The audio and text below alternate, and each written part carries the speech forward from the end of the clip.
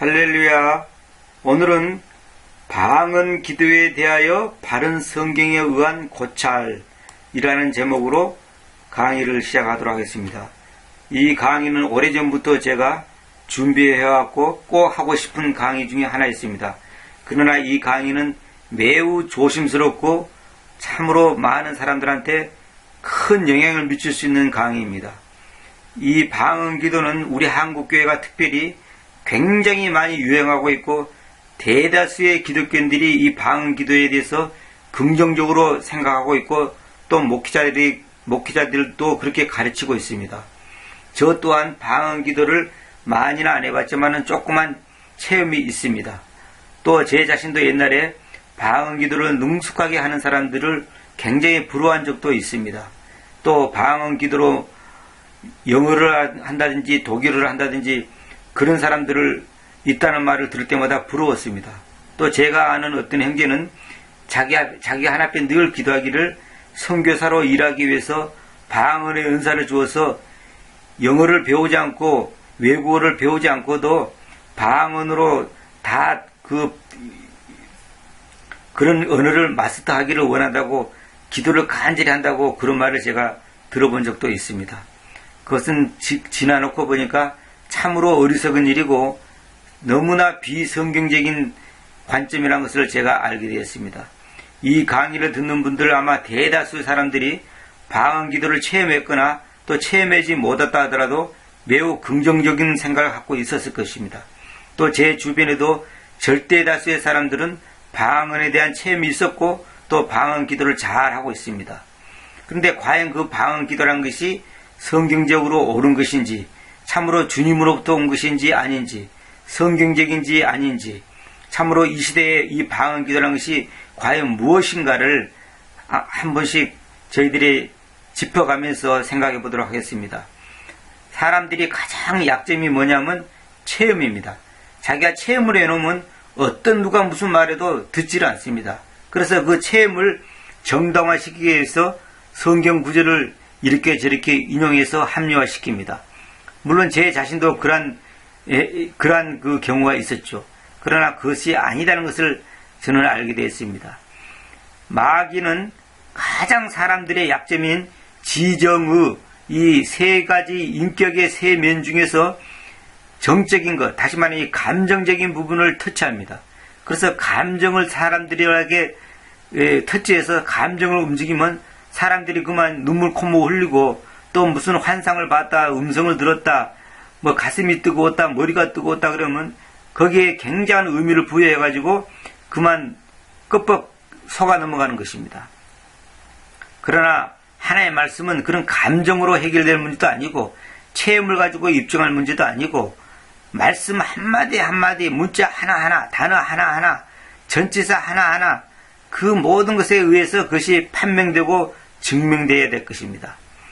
지난 세월 동안 제가 킹제임스 성경을 번역한 가운데서 무수히 많은 문제들이 말씀에 입각해서 봤을 때 잘못된 것을 제가 발견하게 됐습니다.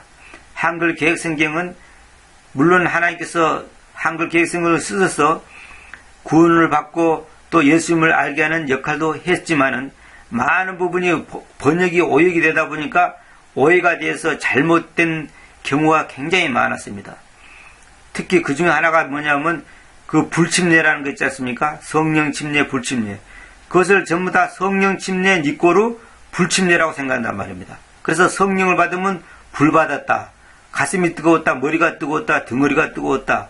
환상을 봤다. 불덩어리가 봤다. 불덩어리가 내려왔다. 이 불침례를 갖다가 그런 식으로 이해한단 말입니다. 그러나 성경을 자세히 보면 제가 강의 속에서 제가 그런 얘기를 다 했습니다만은 불침례라는 것은 지옥불을 말한 겁니다. 지옥불 침례. 다시 말하면 모든 인간은 한 사람도 예외 없이 반드시 두 가지 침례를 받아야 됩니다. 무슨 말이냐면 성령 침례 아니면 불침례. 다시 말하면 모든 인간은 침례를 받게 되어 있습니다. 그 침례라는 것은 물론 이제 우리말로 정확한 번역은 아닙니다만은 이제 헬라어로는 밥티조 그러죠. 그런데 이제 영어로 밥티즘 해놨는데 이거는 뭐냐면 물에 잠긴다는 뜻입니다. 그런데 이 불침례와 성령 침례를 사람들은 지금 한국교회 대다수의 사람들은 똑같은 걸로 취급하고 있습니다. 제 자신도 그렇게 알고 있었습니다. 그러나 성경을 자세히 보니까 그것이 아니고 성령 침례는 예수 그리스도를 내가 영접할 때 그리스도의 몸 안으로 내가 들어가는 것. 다시 말하면 그리스도의 십자가의 죽음의 사건 안으로 내가 들어가는 것입니다. 그래서 그분이 부활할 때 나도 같이 부활하는 것이 바로 성령 침례라는 것입니다. 그러나 불침례라는 것은 뭐냐면 예수 그리스도를 믿지 않은 사람들이 영원히 꺼지지 않는 지옥불 속에 들어가는 것, 그걸 보고 불침례라고 하는 겁니다. 지옥불을 말한 것입니다. 그래서 우리가 기독교인들이 세례 혹은 침례를 받는 것은 뭐냐면 세례는 물론 또 잘못된 거고 머리에 물 뿌린 것은 잘못된 겁니다. 침례를 받는다는 것은 뭐냐면 예수 그리스도의 몸 안으로 들어갔다 나오는 것. 다시 말하면 세상으로부터 내가 죽임을 당하고 이제 나는 그리스도의 사람으로 다시 태어나서 나는 이제 그리스도의 안으로 들어갑니다. 나는 이제 세상과는 이별입니다. 나는 세상에 대해서는 나는 죽었습니다. 세상에게는 죽었습니다. 이렇게 그걸 상징하는 것이 이제 소위 말해서 물침례라고 하는 것입니다. 물속에 푹 들어갔다 나오는 거죠. 그는 하나의 이제 그 상징적인 표현이고, 이제 성경에서 말하는 침례라는 것은 뭐냐면 바로 예수 그리스도의 죽음 안으로 내가 들어가는 것입니다. 그것이 바로 홀리고스트, 거룩한 순위께서 그 일을 하시는 것입니다. 우리가 예수 그리스도를 믿는다는 것이 뭐냐면 예수 그리스도가 나의 삶의 주인이 된다는 것입니다. 나의 삶의 주인이 되려면 옛날의 주인, 다시 말하면 옛날의 주인은 뭐냐면 마귀였고 세상이었습니다. 구체적으로 말하면 돈과 명예와 세상적인 출세였습니다. 그러나 이제는 예수 그리스도가 나의 삶의 주인이 됐다. 그것을 선언하고 그것을 받아들이고 인정하고 그것을 아멘으로 믿는 것, 이게 바로 구원이고 이것이 신앙 고백이고 이것이 바로 믿음의 출발인 겁니다. 그런데 지금 많은 사람들이 침례가 뭔지 세례가 뭔지 뭐 이런 것도 잘 몰라요. 할례가 뭔지 정확하게 그 개념을 모른단 말입니다. 종교적인 의식이나 의례로만 생각한단 말입니다. 마찬가지로 지금 방언 기도에 대해서도 여러분들이 아무리 놀라운 체험을 했다더라도 그 방언 기도가 과연 성경적인가, 그걸 여러분들이 한번 생각해 보셔야 됩니다.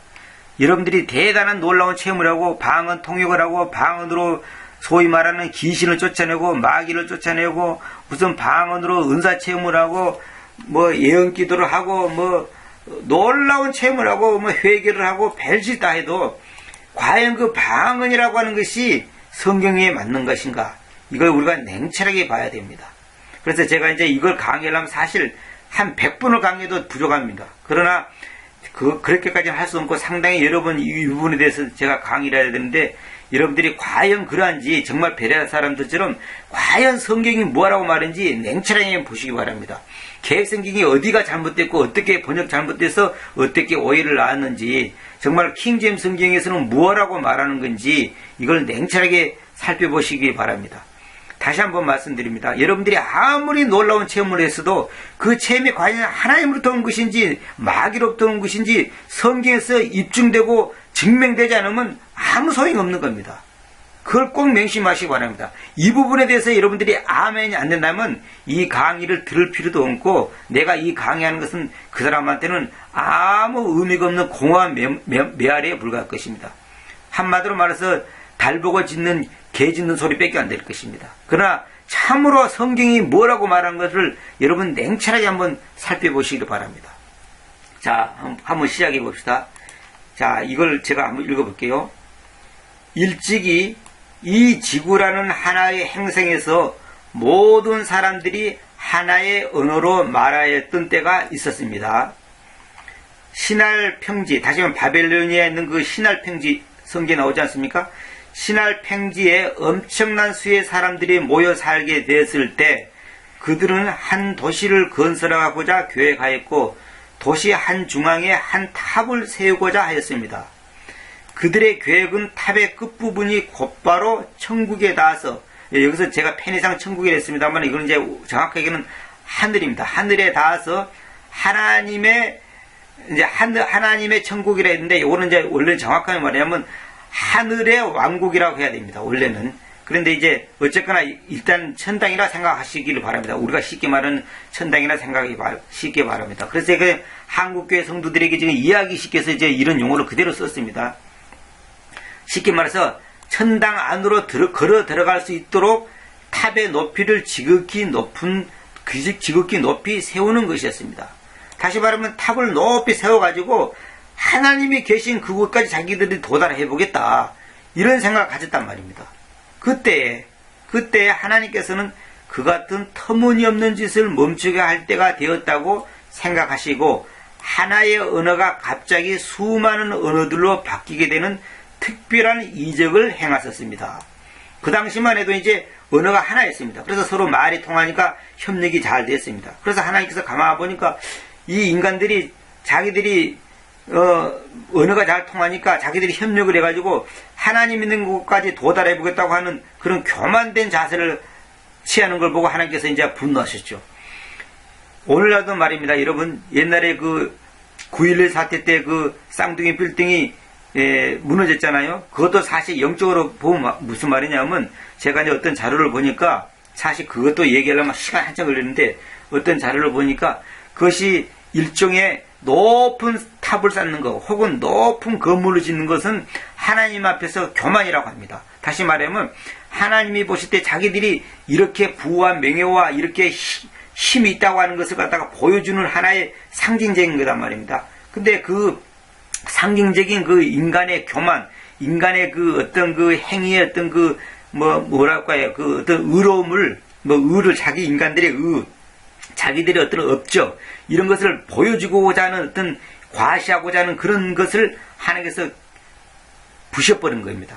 그래서 사실 높은 빌딩을 짓는 것은 성경적이지 않습니다. 사실 잠실에 높은 빌딩 짓는 것도 저는 사실 굉장히 염려스럽습니다. 저것이 나중에 어떤 혹시 사고가 일어나지 않을까 저는 굉장히 염려스러운 사람입니다.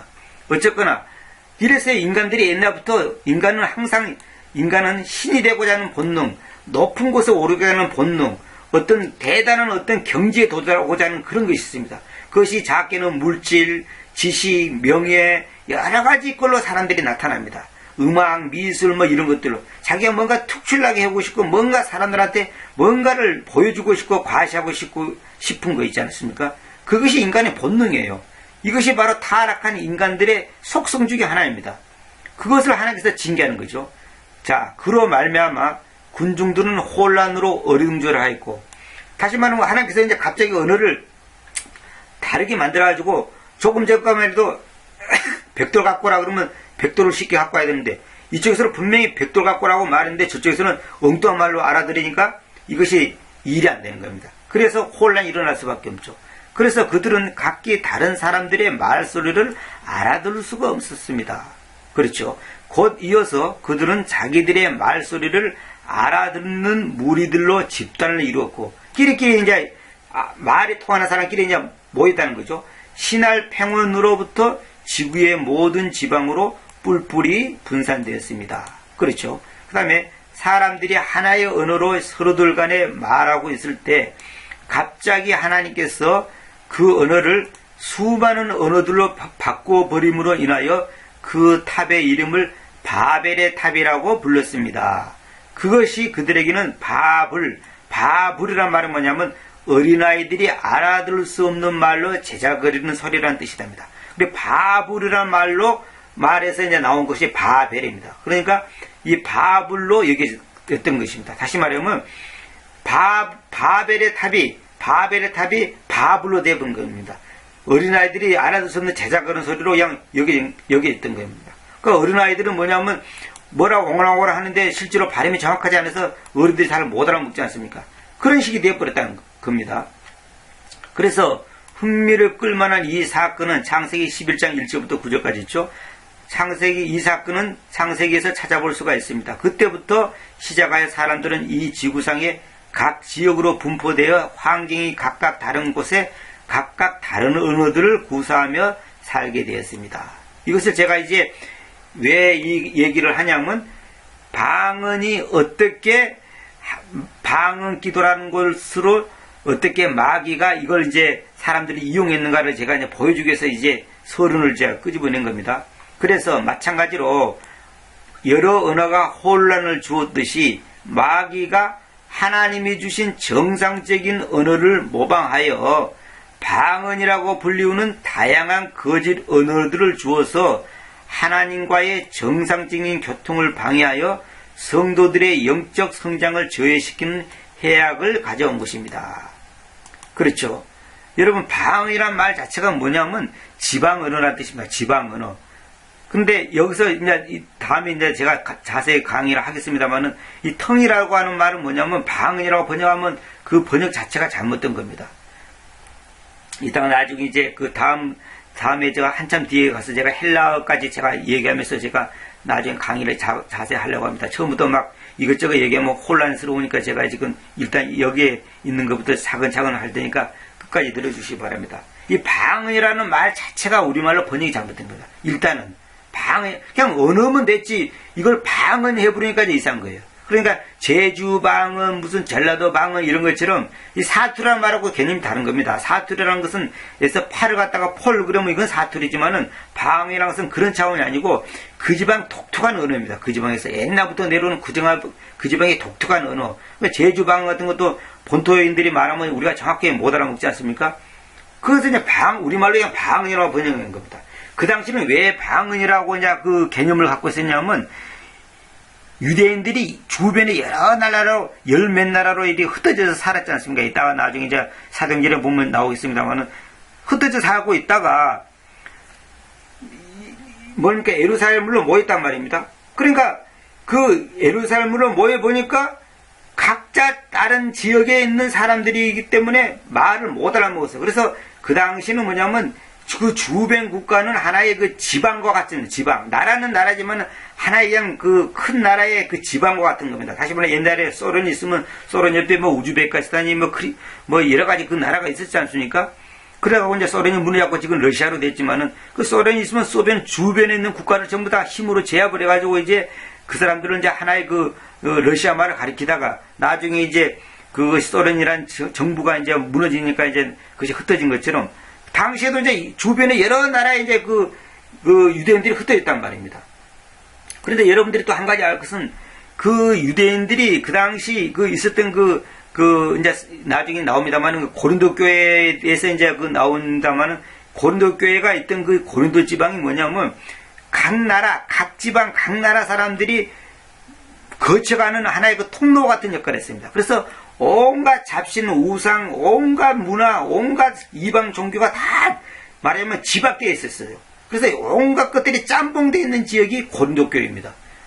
고린도 지역입니다. 그래서 그 고린도 지역에 있는 그 고린도 교회가 나중에 그 마귀의 어떤 그 잘못된 영이 들어왔는데 그걸 분별을 못 해가지고 그것이 마치 사도행전 2장에 나오는 방언과 또 동일한 걸로 착각을 해가지고 그만 그것이 그냥 교회에 큰 혼란이 일어나서 이제 사도 바울이 나중에 가서 이제 그걸 수습하는 내용이 나옵니다. 그건 나중에 이제 차츰차츰 나오겠습니다만은. 자, 일단은, 이제 우리는 다니엘보다도 더 지혜로운 마귀가 어떻게 사람들을 속여 왔는지 살펴봅시다. 그렇죠. 마귀는 다니엘보다 더 지혜롭단 말입니다. 자, 에스겔서 28장 30절 봅시다. 즉, 눈여겨보라, 너가 다니엘보다 더 지혜로우니, 여기서 너라는 것은 뭐냐면 마귀를 보고 하는 말입니다. 그들이 너로부터 숨길 수 있는 비밀이 없으며 그랬죠. 그러니까 지금 하나님께서 저 마귀 보고 하는 말이 네가 다니엘보다 더 지혜롭다. 다니엘이 얼마나 지혜롭습니까? 하나님께서 다니엘에게 놀라운 지혜를 주어서 꿈도 해몽하고 그랬지 않습니까? 그런데 마귀는 다니엘보다 더 지혜롭단 말입니다. 이 다니엘보다 더 지혜로운 마귀한테 우리 인간들이 속고 있는 것입니다. 제 자신도 그렇고 수많은 사람들이 신앙생활을 하면서 속고 있는 것입니다. 그 대표적인 것이 뭐냐면 킹 제임스 성경 외에 다른 성경들, 개혁성경이나 여러 가지 다른 사본들 있지 않습니까? 그거에 대해서 지금 마귀가 가짜로 만든 성경이 사람들이 속고 있단 말입니다. 제 자신도 수십 년 동안 속았고 거기에 대한 자료가 제가 얼마든지 이제 나중에 제시할 수 있습니다만은 그래서 이 성경을 첫째 마귀가 속이고 두 번째는 성경을 속이다 보니까 그 언어를 바꾸고 단어를 바꾸고 문장을 바꾸고 그 시제를 바꾸고 뜻을 바꾸다 보니까 그 내용이 바꿔져요. 그래서 그 중에 하나가 지금 결정적으로 속고 있는 것이 뭐냐면 우리가 쓰는 그 방언기도라고 하는 것이 지금 속고 있습니다. 그 왜 속았는지 그걸 제가 이제 성경을 통해서 입증해 드리도록 하겠습니다. 그래서 과연 그러한지 아닌지 냉철하게 말씀 속에서 탐색해 보기를 원합니다. 자, 봅시다. 고린도전서 2장 10절 한번 보겠습니다. 일단은 그러나 하나님께서는 그것들을 그분의 영님에 의해서 우리에게로 계시하여 오셨으니 왜냐하면 그 영님께서는 모든 것들을 그렇습니다. 하나님의 깊은 것들을 탐색하시기 때문입니다. 이것은 제가 지금 하나님의 영, 성령께서 어떻게 역할을 하시는가를 지금 보여주기 위해서 지금 인용하는 구절입니다. 그 다음에 2장 11절 때문에 사람의 것들을 그의 속에 있는, 다시 말하면 사람 속에 있는 사람의 영을 제외하고는 무슨 사람이 압니까? 바로 그렇게 하나님의 것들을 하나님의 영님 외에는, 하나님의 것들은 하나님의 영님 외에는 아무 사람도 모릅니다. 그렇죠? 하나님께서는 하나님 외에는 모르는 거죠. 지금 우리가 세상의 영이 아니라 하나님에게서 있는 그 영을 받아왔으니 이는 우리가 하나님에게서 우리에게 거저 주어져 있는 것들을 알게 하려는 것입니다. 다시 봅시다. 우리가 세상의 영이 아니라, 이거 잘 보세요. 세상의 영이 아니라 하나님에게서 있는, 다시 말하면 하나님으로부터 온 그 영을 받아왔으니, 받아왔다. 옛날부터 쭉 받아왔어요. 왜 어떻게, 뭐 때문에 받아왔냐? 우리가 하나님에게서 우리에게 거저 주어져 있는 것들을 알게 하라는 것입니다. 하나님의 영을 우리가 왜 받았습니까? 하나님께서 우리에게 거저 주어 있는 것들을, 이것이 무엇인지를 알게 하기 위해서 하나님께서 우리에게 그 영을 주셨다는 거죠. 하나님에게서 있는 그 영, 이게 바로 성령이죠. 하나님의 영이죠. 하나님의 영이 아니면 하나님의 말씀을 분별할 수가 없습니다. 그래서 하나님의 말씀을 안다, 배운다, 깨달았다는 것은 뭐냐면 하나님의 영이 나한테 그걸 가르쳐주기 때문에 아는 것입니다. 반대로 말하면 하나님의 영이 아닌 사람의 영, 마귀의 영, 잘못된 영이라면 그 잘못된 영은 하나님의 말씀을 잘못되게 깨닫게 된단 말입니다. 그 자기는 깨달았다고 자기는 확신한다고 하지만은 그 영이 어떤 영이냐에 따라서 그 말씀이 완전히 다르게 보이는 겁니다. 똑같은 단어, 똑같은 구절인데도 완전히 다르게 해석되는 겁니다. 그래서 2단이 되고 3단이 나오는 겁니다. 2단이 나오는 거예요. 이만희 같은 인간들이 바로 그래서 나오는 거예요. 자기는 깨달았다고 하죠. 그런데 그 깨닫게 하는 그 영이 어떤 영이냐, 그게 중요한 겁니다. 그러니까 내 말이 영이요 생명이라고 그러죠. 하나님께서. 그러니까 주님의 말씀이 영이요 생명인데 주님의 말씀이 잘못되면 영이 잘못된 거고 또 그 영이 잘못됐다는 것은 말씀이 잘못됐다는 거예요. 그래서 우리가 하나님의 말씀을 정확하게 깨닫는다는 것은 정확한 영림에서 깨닫는 거고 또 정확한 영림인지 아닌지는 뭐냐면 정확한 말씀에 의해서 그것이 입증이 되는 겁니다. 이게 상호 뗄래야 뗄 수 없는 관계예요. 자, 13절 봅시다. 그것들을 또한 우리가 사람의 지혜가 가르치는 말들 안에서가 아니라 그 거룩한 수님께서, 예, 잘 보세요. 그 거룩한 수님이 뭔지 이제 궁금하신 분은 영어로 이제 홀리고스트인데, 더 홀리고스트인데, 제가 그 강의한 것 중에 더 홀리고스트에 대한 그 홀리고스트란 무엇인가 강의를 한 것이 있습니다. 그걸 꼭 들어보시기 바랍니다. 그래야지 여러분도 이해합니다. 왜 성님께서 성경에서는 거룩한 수님이라고 번역했는가, 이걸 잘 아셔야 됩니다. 다시 봅니다. 그 거룩한 수님께서 가르치시는 말들 안에서 이야기하니 영적인 것들을 가지고 영적인 것들을 비교하면서 그리합니다. 그렇죠. 영적인 것들을 가지고 영적인 것들을 비교하면서 거룩한 손님께서 가르치신 말들 안에서, 말씀들 안에서 이야기한다 그 말입니다. 자, 14절 보겠습니다.